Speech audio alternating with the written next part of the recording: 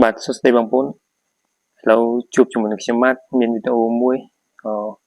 យើងដោះស្រាយកង្វល់មួយទៅនឹងទូរស័ព្ទអ្នកទាំងគ្នានៅពេលដែលទិញថ្មីឬក៏យើងប្រើយូរតែយើងមិនដឹងពីដំណោះស្រាយនៃការដោះស្រាយនៅពេលដែលយើងចូលកម្មវិធីមួយទូរស័ព្ទយើងរៀងស្ពឹកមើលរៀង slow អញ្ចឹងដើម្បីទៅដោះស្រាយនៅចំណុចមួយនេះអ្នកទាំងគ្នាអាចទស្សន៍មើលវីដេអូរបស់ខ្ញុំបាទទាំងអស់គ្នាអញ្ចឹងសម្រាប់វីដេអូដែលយើងមាន font ជាភាសាខ្មែរដែលយើងដាក់កន្លែងតំបន់ហ្នឹងជាភាសាខ្មែរហើយអ្នកគ្នាមើលខាងលើការស្វែងរកនេះ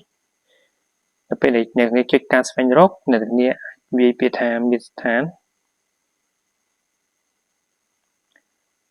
នេះមាត្រដ្ឋានចលនា Windows អញ្ចឹងអ្នកគ្នាចុចលើនឹងតែម្ដងដើម្បីវានាំយើងទៅដល់កន្លែងនេះតែម្ដងបាទនៅពេលដែលយើងចុចនៅដល់កន្លែងហ្នឹងហើយគឺវាបាននាំទៅយើងអញ្ចឹងយើងមើលកន្លែងណាដែលមានពាក្យថាមាត្រដ្ឋានចលនា Windows អញ្ចឹងមាន3ចំណុចមាត្រដ្ឋានចលនា Windows មាត្រដ្ឋានចលនាបែប pen ឆ្លងនិងរយៈពេលនៃចលនាអញ្ចឹង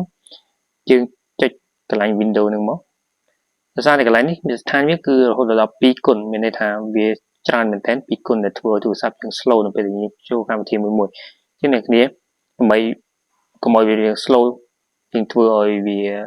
រៀងញាប់ជាងមុនអ្នកគ្នាចុចទៅបិទតែម្ដងយកខាងលើនេះមកទី1ទី2ទី3អូខេអញ្ចឹងយើងសាកថយមកអូខេអញ្ចឹងវារៀងលឿនជាងមុននេះបាទសម្រាប់វីដេអូរបស់ខ្ញុំមានប៉ុណ្ណឹងបើសិនជាបងប្អូនមានចម្ងល់អីឬក៏